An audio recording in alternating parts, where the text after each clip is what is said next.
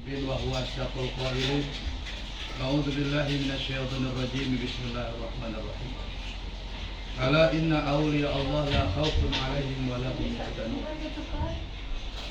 وقال رسول الله صلى الله عليه وسلم من أحبني كان معي في الجنة صدق الله. Alhamdulillah, pada kesempatan ini Allah Subhanahu wa Ta'ala yang kita yakini mempunyai sifat kudrat dan iradah, sifat Rahman dan sifat Rahim, di mana Allah telah mentakdirkan kita bisa berkumpul di sini. Atas kehendaknya lah kita bisa berkumpul di sini. Alhamdulillah, bukan perkumpulan dalam maksiat, bukan berkumpulan dalam mungkar, tapi alhamdulillah kita berkumpul dalam ibadah kepada Allah Subhanahu wa Ta'ala. Ini merupakan nikmat Allah. Kenapa? Karena salah satu perkumpulan yang baik itu akan menjadikan sabab turunnya rahmat Allah.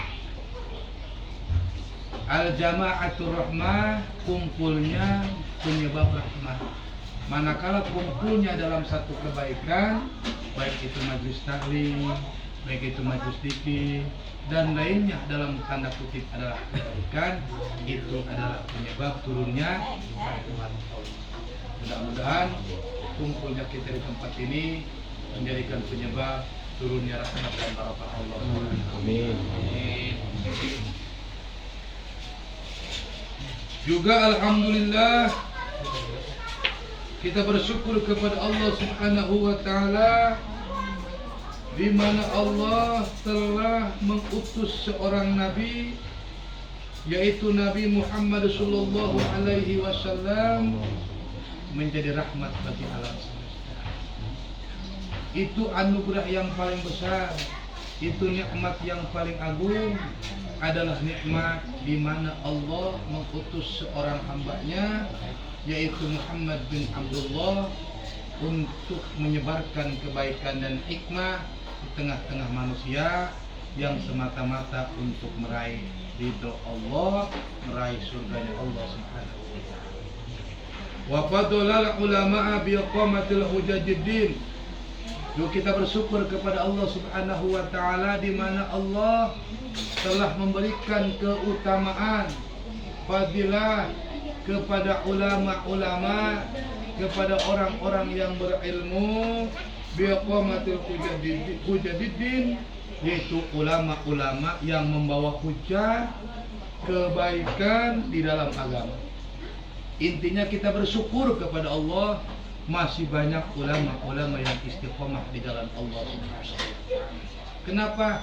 Karena ulama yang istiqomah akan menyebarkan hikmah juga kebaikan di tengah-tengah umat.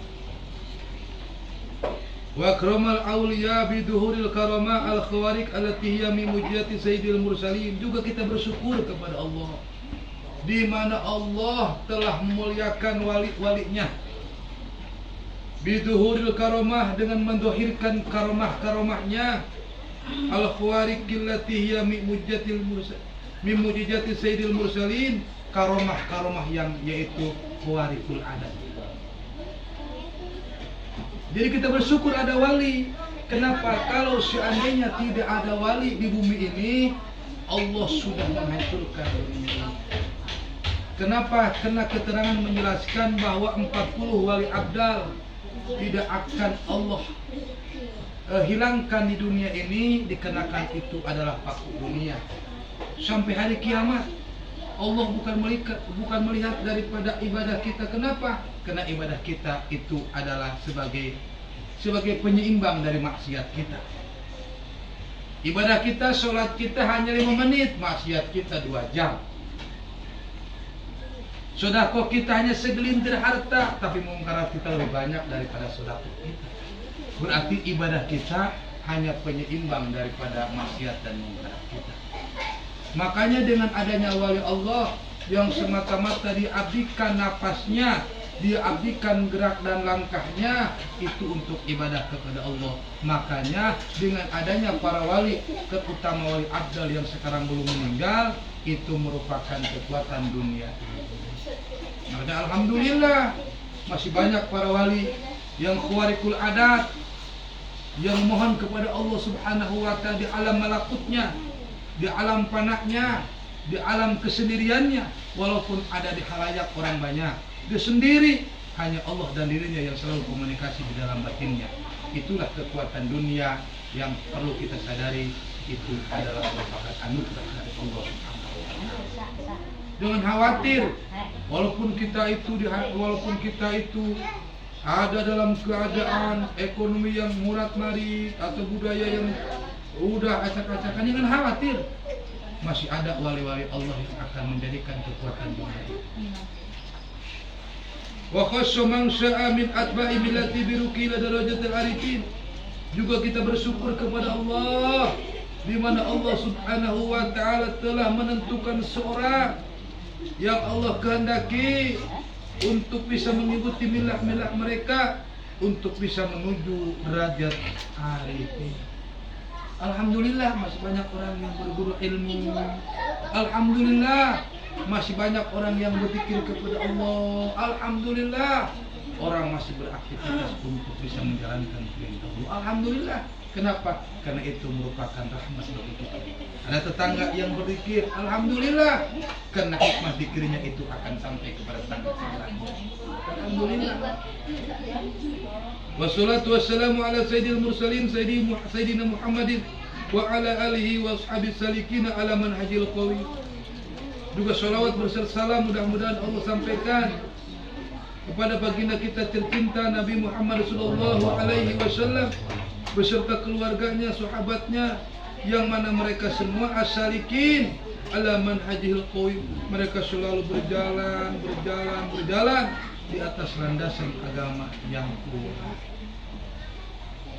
Amma ba'du, ini merupakan sebuah manaqib atau sejarah seorang wali, yaitu Syekh Abdul Qadir Jailani. Ini mayatnya wali, seorang sultanil aulia, yang mana dia termasuk daripada salah satu hamba Allah yang sampai sekarang itu masih terbukti karomah-karomah. Syekh Abdul Qadir Jailani itu keturunan daripada Hasan dan Husain. Dari jihad bapaknya Husain, dari jihad ibunya adalah daripada jihad bapaknya Hasan, jihad ibunya itu adalah Husain. Dia belajar, bahkan dia merupakan seorang syekh, seorang guru besar, seorang imamul a'dham wa tajul aulia ilmu a'dham. Dia merupakan pemimpin daripada para wali-wali yang agung. Banyak para wali, setiap satu kurun itu ada sultan aulia. Bahkan di Indonesia pun ada sultanul aulia. Salah satunya itu adalah yang ada di Jawa. Salah satunya juga yang ada di Kalimantan. Itu pun adalah salah satu dari sultanul aulia di zamannya. Banyak di Indonesia. Termasuk daripada guru sepuh yang ada di Kalimantan itu pun merupakan salah satu daripada pemimpin aulia di zamannya.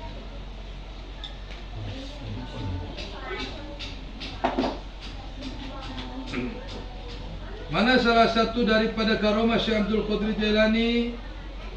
Salah satu karomah dari Syekh Abdul Qadir Jailani adalah bisa menghidupkan orang yang sudah meninggal. Kok bisa? Ya bisa, Allah yang menghidupkan karena dia seorang kekasih Allah yang dekat sama Allah. Apapun yang diinginkan Allah kabulkan. Jangan aneh. Dia mau berangkat dari Indonesia ke Makkah dalam satu kedipan. Kenapa? Karena dia kekasih Allah. Ini kalau berangkat. Innallah ala kulli syai'in qadir. Dengan kehendak Allah enggak mustahil. Sekarang dia berada di sini, dalam satu detik dia sudah berada di Makkah. Enggak aneh. Itu namanya khawarikul adat. Kok bisa terjadi? Bisa lah. Orang ini cintai Allah, mau apapun yang diinginkan pasti akan Allah berikan. Yang paling sulitnya itu adalah bagaimana caranya kita dicintai Allah. Itu yang paling sulit. Yang paling sulitnya itu bagaimana caranya kita dipandang Allah, dicintai Allah dengan rahmat, itu yang paling sulit. Makanya dengan adanya kita media pengajian, media zikir, baca yasin, pengajian, mengingat Allah, itu agar kita dicintai Allah. Walaupun hanya dalam hitungan 1 jam, hitungan 2 jam, kita masih ada waktu yang dicintai Allah. Belum tentu sudah keluar dari majlis zikir, belum tentu kita sudah keluar daripada majlis ilmu. Kalau sudah keluar mah sudah lihat anu lah, lihat inilah, lihat itulah, lupa lagi, gitu kan. Minimal ada waktu dalam sebulan sekali, ada waktu seminggu sekali, ada waktu setiap hari sekali, kita ada tempat dan waktu yang dipandang Allah untuk dicintai.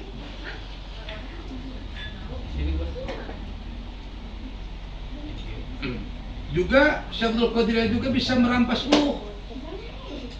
Ada seseorang yang meninggal dunia, anak kecil, terbawa arus air. Itu kan orang tuanya datang ke Syekh Abdul Qadir Jailani, "Wahai Tuan Syekh, anak saya belum pulang.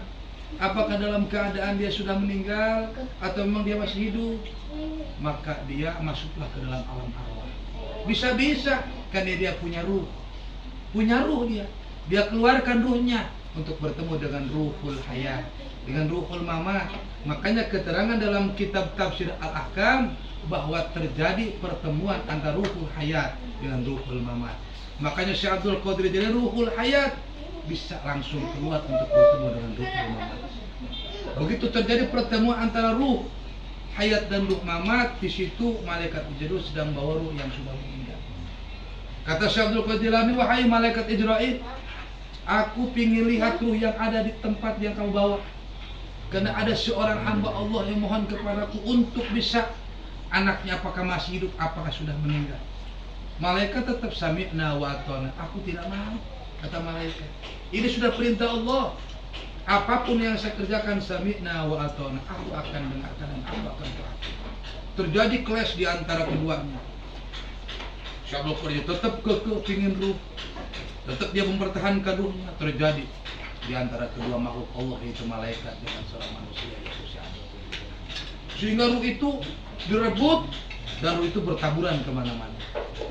Sehingga ruh yang keluar dari tempat yang dibawa oleh malaikat Israil itu masuk lagi ke jasadnya. Sehingga malaikat menghadap Allah, "Ya Allah, aku sudah menjalankan tugasku sebagai malaikat penjabut nyawa, tapi ada seorang manusia yang mohon kepadaku, bahkan dia memaksa aku untuk mengembalikan ruhnya." Kata Allah, "Biarkan saja, dia adalah kekasihku daripada sekian kekasih-kekasih." Dibiarkan sama Allah. Kenapa kekasihnya? Biarkan, kata Allah. Kamu kehendak aku dan aku adalah kehendak aku. Kamu diperintahkan untuk mengambil ruh seseorang, itu atas perintahku. Dan Syekh Abdul Qadir Jailani pun mengambil ruh pun atas kehendak aku. Dua-duanya kembali kepada innallaha ala kulli syai'in. Pertemuan malaikat dengan Syekh Abdul Qadir Jailani adalah pertemuan di antara makhluk Allah. Malaikat makhluk Allah, Syekh Abdul Qadir makhluk Allah. Sama dua-duanya. Tapi dua-duanya yang terjadi kembali kepada kudrat Allah. Kata Allah, "Biarkan, itu adalah kekasihku. Apapun yang diinginkan untuk kekasih akan aku berikan," kata Allah. Begitu ruh itu masuk lagi ke dalam jasad seorang tersebut, begitu dilihat anak tersebut sudah ada di pinggir majlis. Kata Syekh Abdul Qadir Jailani, "Coba engkau lihat di pinggir majlisku, apakah itu anakmu atau bukan?" Begitu lihat ternyata anaknya. Itulah proses antara makhluk dengan makhluk, semuanya kembali kepada Allah Sang Pencipta, kembali kepada Allah yang mempunyai kekuasaan. Paham? Makanya kalau kita sudah beriman kepada Allah, sudah tahu menguasai tauhid, menguasai akidatul iman, baik yang 50 aqaid, baik yang 60 aqaid, baik yang 80 aqaid dalam kitab Ummul Baraghin, itu sulit orang tersebut untuk dikatakan musyrik dan murtad. Kenapa? Karena dia sudah bisa membedakan mana khaliknya dan mana juga makhluk. Insya Allah. Jadi jangan wah jarah musyrik, oh ini musyrik. Nah berarti mereka itu belum bisa mengkaji tauhid. Kenapa? Karena kita itu hidup proses antara kita dengan kuburan itu hanya proses makhluk dengan makhluk, bukan dengan wali. Bukan. Kita dengan para ulama, dengan para wali hanya komunikasi antara makhluk dengan makhluk. Yang membedakan kita jahil dia alim, yang membedakan kita hina dia mulia, itu saja yang membedakan. Tapi sama tidak pada makhluknya. Paham? Nggak usah khawatir. Jangan sebentar-bentar musyrik, murtad. Berarti tidak bisa bedakan mana kholik, mana makhluk, mana perjalanan lahir, mana perjalanan batin. Itulah salah satunya. Makanya dengan adanya sejarah Syekh Abdul Qadir Jilani, kita bisa mengambil kesimpulan bahwa orang yang dicintai Allah, apapun yang dia inginkan akan Allah berikan. Walaupun sesuatu yang mustahil, walaupun sesuatu yang beda adat, yang tidak sesuai dengan kebiasaan. Contoh ke Mekah dalam 1 menit, contoh dia bisa Jumat dalam 3 masjid, 4 masjid. Kenapa? Karena dia kekasih Allah. Bisa terjadi apapun kalau sudah menjadikan kehendak Allah atas kekasih. Paham? Jangan, saya nggak percaya. Makanya untuk membedakan itu wali atau bukan wali, lihat di sisi ilmu dan ibadah. Kalau ibadahnya benar, istiqomah di jalan Allah, gitu kan, maka itu bisa dikatakan adalah tanda-tanda kewalian. Kalau kita menjadi wali, belum bisa karena kita bukan wali, tapi secara tanda-tanda kewalian ada. Paham? Sudahlah kalau paham. Wabillahi taufiq wal hidayah. Assalamualaikum warahmatullahi wabarakatuh.